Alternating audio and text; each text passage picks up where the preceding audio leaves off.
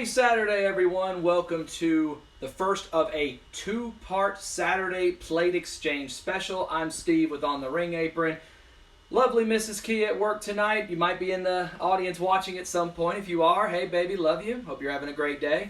But we basically have, for anyone who normally pays attention, a lot of catching up to do, hence why the title of this one is called Time to Catch Up. We have actually, I guess technically 6 different title belts that we need to put new plates on, including 2 that literally were exchanged last night, but that's going to be part of part 2, so we'll be catching up with that one a little bit later. Our lovely Miss Alyssa out there running the background. Say hello to everyone. Hi. Although there may not be anyone yet. We're still kind of relatively into it. But we do have 4 sets of champions. I'm going to try to step in the middle so my shadow doesn't block anyone. The theme you just heard, I'm the greatest to ever do it. Of course, the theme of Carmelo Hayes, the new North American champion down in NXT, using his Breakout Star contract to cash in. We also, of course, have tonight the premiere, the first plate exchange ever with the new Women's NXT Tag Team Championships. The champions, of course, right now, Shirai and Zoey Stark. We do have the plates of the other teams that held the championship beforehand. Maybe a future episode we can be able to show those off. Of course, we also have new WWE Women's Tag Team Champions. Nikki A.S.H and Rhea Ripley have been champions for about a month now. And we also will be celebrating the NXT Cruiserweight Champion, Roderick Strong, formerly of Undisputed Era, now a member of Diamond Mine.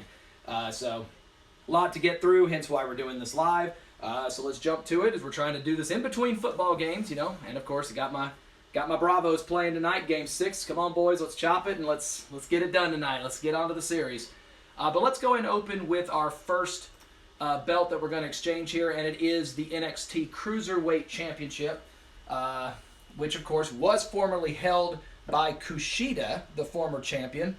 He lost it a couple of weeks ago to Roderick Strong of the Diamond Mine, who has in turn successfully defended his championship on 2 other occasions since winning the title, as it looks like they are really doing a good job of trying to promote Malcolm Bivens and Diamond Mine as this elite group, especially in the new NXT 2.0. But we do have the new Roderick Strong plates fit with the Diamond Mine logo here, so giving you a quick look at those. And then we're going to affix those upon our plates. And that also gives us an opportunity to be able to discuss something that we brought up on our Top Rope Spoilers earlier this week. Of course, we just had Crown Jewel and the first night of the new rosters being in place last night for SmackDown. So between and anybody who's in the audience, feel free to throw in your 2 cents here. But Alyssa, let's go over initial thoughts. What'd you think of Crown Jewel? Oh, I loved it. It was good. Now let's see how many sentences she can come up with that don't involve the word Roman or Reigns. Oh, you know me so well. Okay, fine. Camel. A live view of the parking lot. A live view of the parking lot. You are terrible. Riddle riding in. I thought that, no disrespect to the rest of the card, because it really was a well put together card. Yeah. But I thought the match of the night was the very first one, Edge and Seth Rollins. Oh, that was nice. I thought they did a fantastic end to their trilogy. Oh, they did. I kind of... It's one of those where you would think after 3 matches you'd be tired of seeing the same match over and over, and yet I would not mind seeing them one more time. Especially with the classic they put on. And Edge, despite being, 50 years old, showing that he is still more than capable of being to handle a match like this in such a large environment, bright lights, and against such a great competitor like Seth Rollins. Man, he took me off guard when he threw him off the top rope into the thing and through the table. Bounced off the cage and through a table. Like, you realize the angle you have to hit on that? Exactly. He was sitting there for a good little minute, too. I was like, good grief. Are you okay?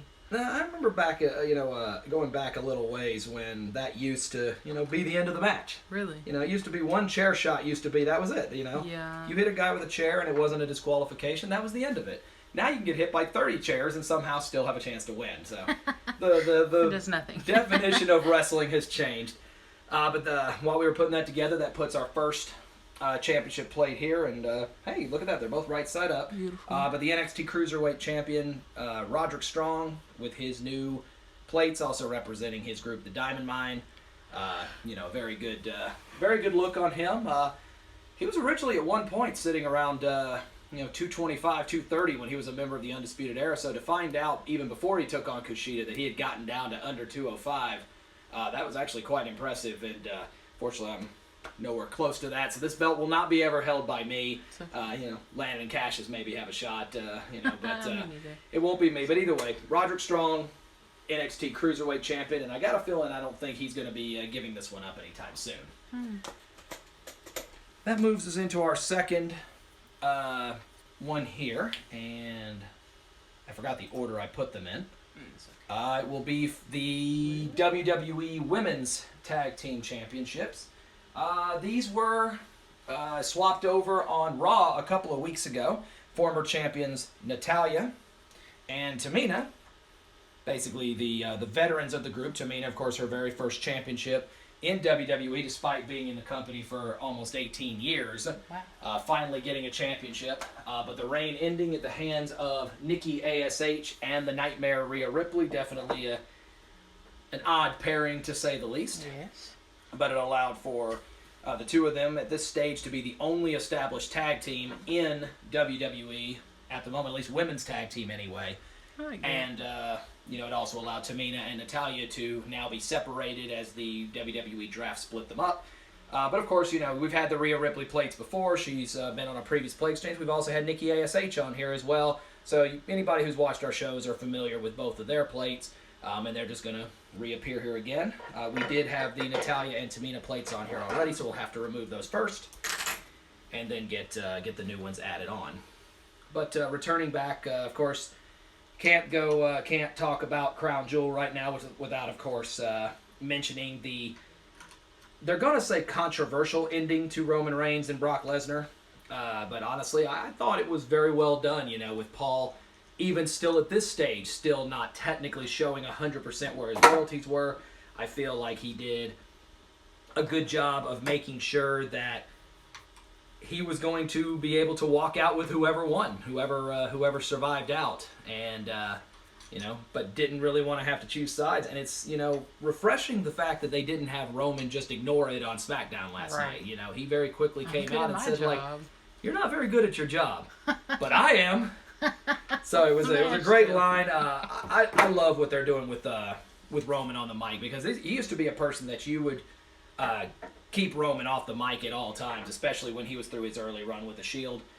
But they're really giving him an opportunity to really kind of blossom and get a chance to get a microphone in his hand. You can see his confidence is just way up here somewhere. So I thought they did a good job with the ending, and it sets up, of course, another storyline with Brock getting suspended. So, we've seen this before. But anyway, Tamina and Natalya plates off of here. Nikki A.S.H., Rhea Ripley going on, so we'll go ahead and start sliding those on. But ultimately, it's going to lead to Brock and Roman one more time. Oh, of course. And we're talking, honestly, most people are saying Mania. Brock comes back, wins the Rumble. Or, he comes in and, wins Elimination Chamber or something to earn himself a match with Roman Reigns at WrestleMania in Dallas this year. This would actually, if that ends up happening, it would be the third time that Roman and Brock Lesnar would go head-to-head at WrestleMania. And so far, Roman has yet to win either of those two. Of course, the great match they had at WrestleMania 31, which, of course, was the match of the heist of the century with Seth Rollins cashing in. And, of course, that's what everyone's going to remember it for.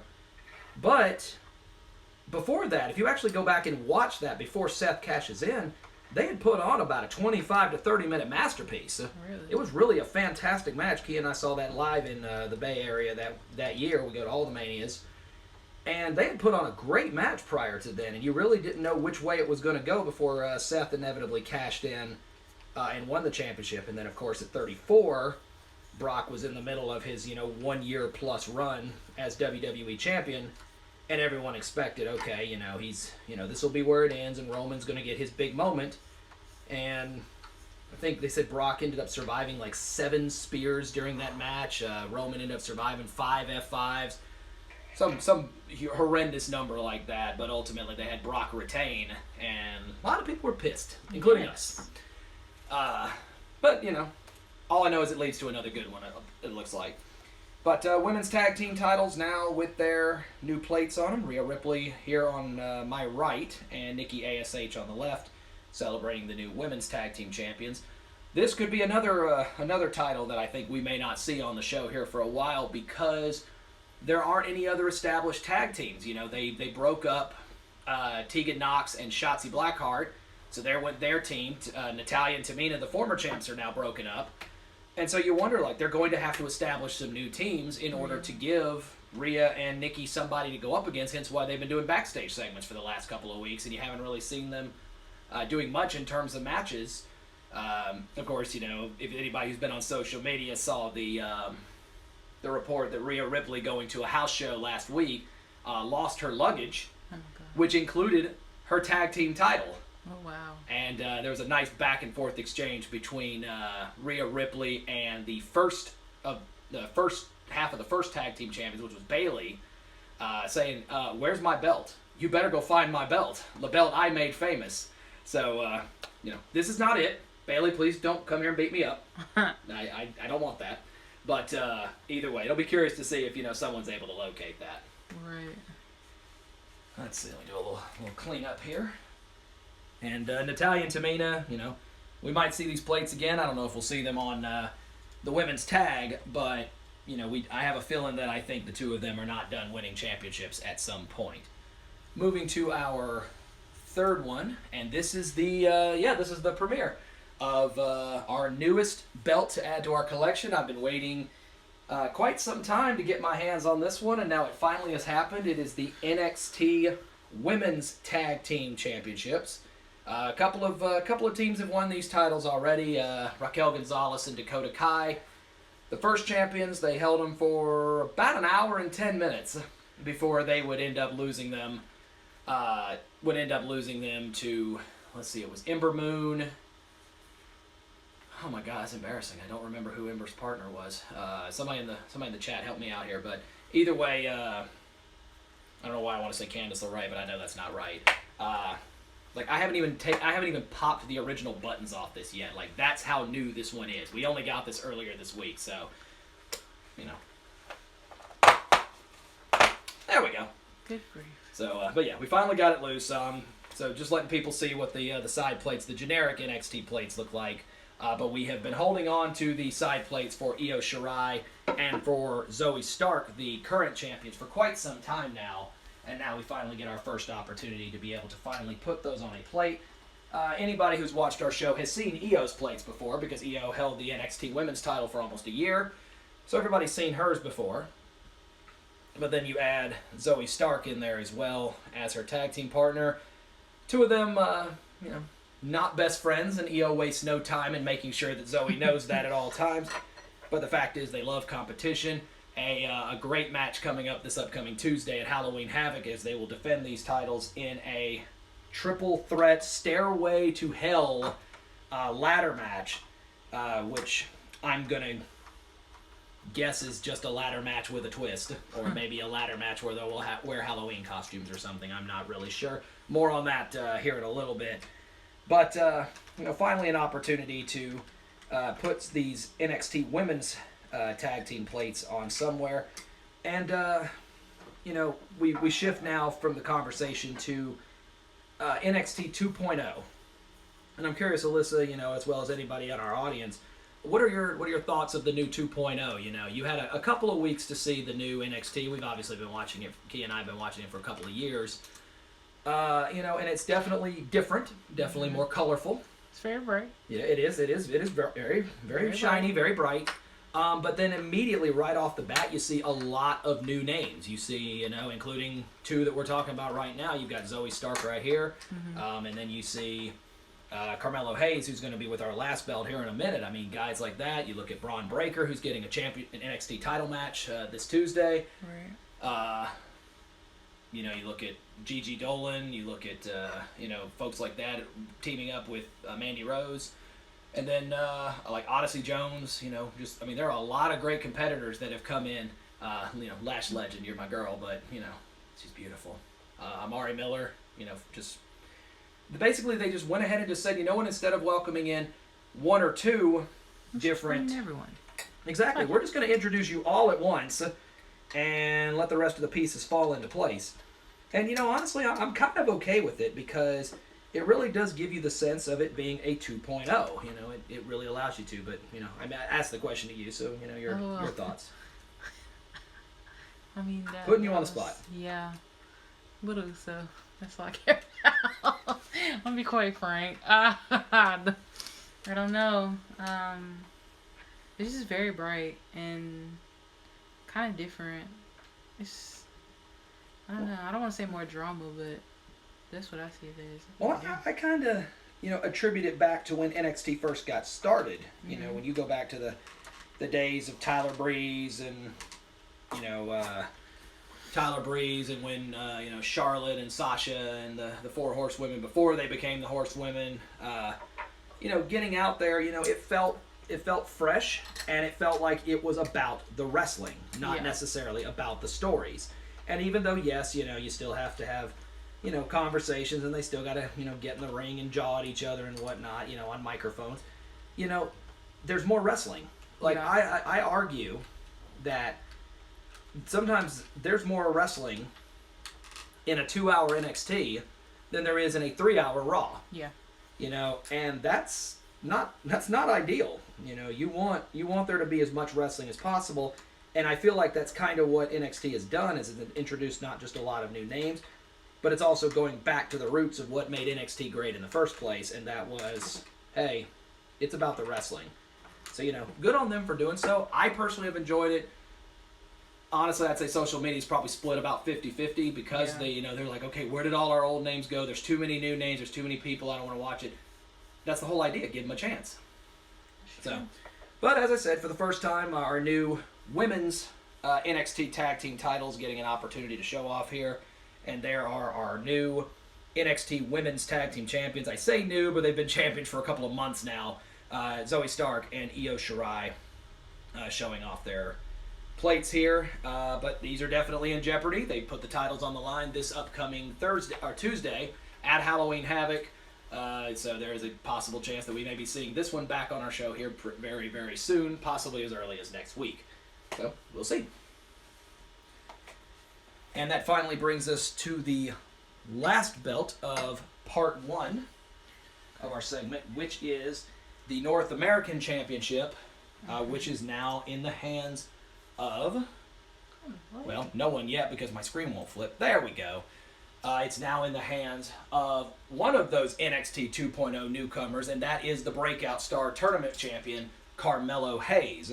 The championship was in the hands of Isaiah Swerve Scott of Hit Row, and after one final successful defense of the North American Championship, we saw a first for NXT, which was the use of the Breakout Star contract, which of course is something new and very similar to basically what is NXT's version of the Money in the Bank contract.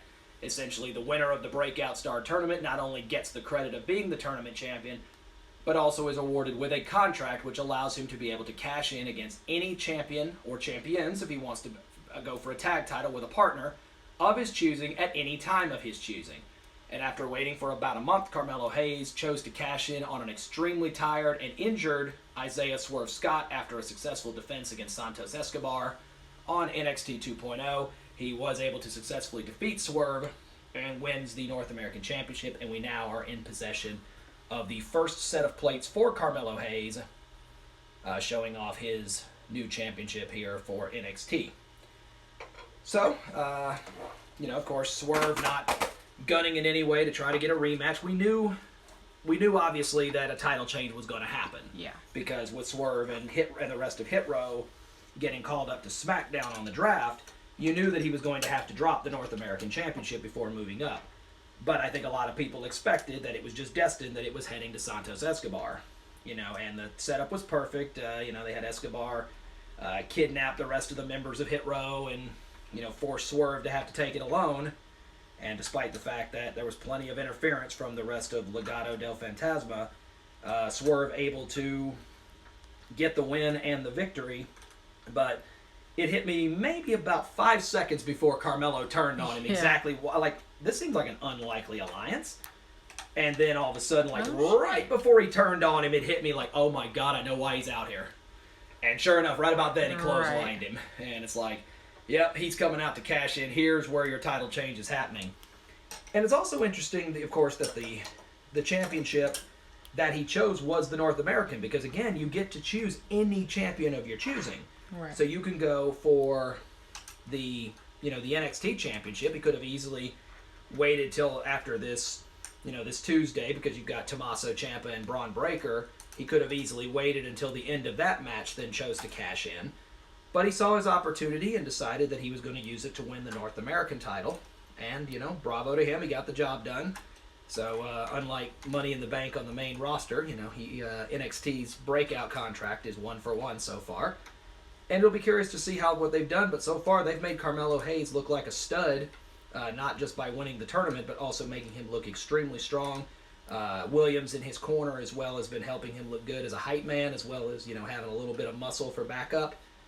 So it'll be curious to see how Hayes continues on with his North American title run here, especially when the former champion Swerve is no longer in the picture. So where will Hayes' next opponent go, or come from anyway? But that goes ahead and gets the new plates on here. Carmelo Hayes, the new NXT North American champion, and we now have his plates here on our belt. And so, with that, we appreciate anyone who took the time to join us, or if you're watching this later on YouTube, we hope you enjoyed the presentation. As I said, we had a lot to catch up on. Really thought we'd have some more title changes after Crown Jewel, maybe, after the first run of a day or so after the draft, but surprisingly, Crown Jewel not presenting any title changes. So ultimately, we only ended up with just the 4 we were pending and felt it was time to start catching up here, so that's what we did. We do, as we said, this is part 1 of our special presentation. We are going to have a part 2. That's going to happen at around 6 o'clock, so keep your eyes out. We're going to be right back here for what we're going to call the first ever plate exchange, which is the first time ever that we are going to be switching our plate exchanges across 2 belts, which of course is representative of the Raw and SmackDown Women's Championship exchange from last night on SmackDown, as Becky Lynch, the SmackDown Women's Champion, and Charlotte Flair, the Raw Women's Champion, each going to the other show. So, admittedly salty and admittedly not very big fans of each other.